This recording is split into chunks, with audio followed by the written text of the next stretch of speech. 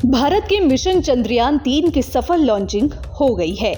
आंध्र प्रदेश के Sriharikota space centre से चंद्रयान 3 को शुक्रवार 14 जुलाई को दोपहर 2:35 पर लॉन्च किया गया। LVM-3 ने चंद्रयान 3 को पृथ्वी के चारों ओर सटीक रूप से स्थापित कर दिया है और अब पृथ्वी की कक्षा के बाद धीरे धीरे चंद्रमा की ओर आगे बढ़ेगा और अब सैटेलाइट को चांद तक पहुंचने में करीब 42 दिन लगेंगे। आपको बता दें कि अगर चंद्रयान 3 का लैंडर चांद पर उतरने में सफल होता है तो भारत ऐसा करने वाला दुनिया का चौथा देश बन जाएगा। इससे पहले अमेरिका, रूस और चीन चांद पर अपना स्पेसक्राफ्ट उतार चुके हैं। फिलहाल रूस ने भी अपना मून लैंडर मिशन स्थगित कर दिया है। इससे पहले साल 2022 में भी रूस का मिशन तकनीकी खराबी की वजह से टल गया था और ऐसे में भारत के चंद्रयान 3 के पास रूस से पहले चांद पर उतरने का मौका है। ये मिशन इसरो के आने वाले कई दूसरे बड़े मिशन के लिए रास्ता भी खोलेगा और अगर ये मिशन सफल रहता है तो भारत की साख दुनिया भर में और बढ़ेगी।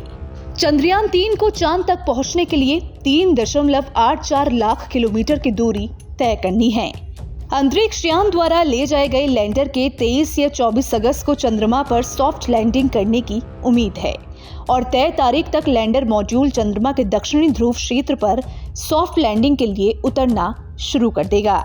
हालांकि दक्षिणी ध्रुव पर लैंडर उतारने वाला भारत पहला देश होगा। भारत से पहले चीन ने ऐसा करने की कोशिश की थी और चीन का चांग-ई 4 यान दक्षिणी ध्रुव से कुछ दूरी पर उतरा था। आपको बता दें कि जिस तरह से पृथ्वी का दक्षिणी ध्रुव सबसे ठंडा है, उसी तरह का चांद का भी है। चांद के दक्षिणी ध्रुव पर अगर कोई अंतरिक्ष यात्री खड़ा होगा तो उसे सूर्य क्षितिज की रेखा पर नजर आएगा और वो चांद की सतह से लगता हुआ और चमकता हुआ नजर आएगा। इस इलाके का ज्यादातर हिस्सा छाया में ही रहता है क्योंकि सूर्य की किरणें दक्षिणी ध्रुव पर तिरछी पड़ती हैं। इस कारण यहाँ तापमान कम होता है। पहले चंद्रयान 2 और अब चंद्रयान 3 के जरिए इसरो चांद के दक्षिणी ध्रुव तक पहुंचने की कोशिशों में लगा हुआ है। ये चांद की वो जगह है जहां अब तक कोई भी पहुंच नहीं सका है। ऐसा अंदाजा है कि हमेशा छाया में रहने और तापमान कम होने की वजह से यहाँ पानी और खनिज हो सकते हैं और इसकी पुष्टि पहले हुए मून मिशन में भी हो चुकी है। अगर चंद्रयान 3 के जरिए दक्षिणी ध्रुव पर पानी और खनिज की मौजूदगी का पता चलता है तो ये अंतरिक्ष विज्ञान के लिए बड़ी कामयाबी साबित हो सकती है।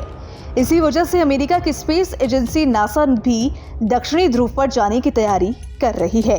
साल 2019 में नासा की एक रिपोर्ट आई थी और इसमें कहा गया था कि चांद के संदेखे हिस्से पर पानी होने की संभावनाओं के कारण ही यहाँ अंतरिक्ष यात्री भेजे जाएंगे। नासा के मुताबिक चांद पर लंबे समय तक रिसर्च करने के लिए पानी बहुत जरूरी संसाधन है।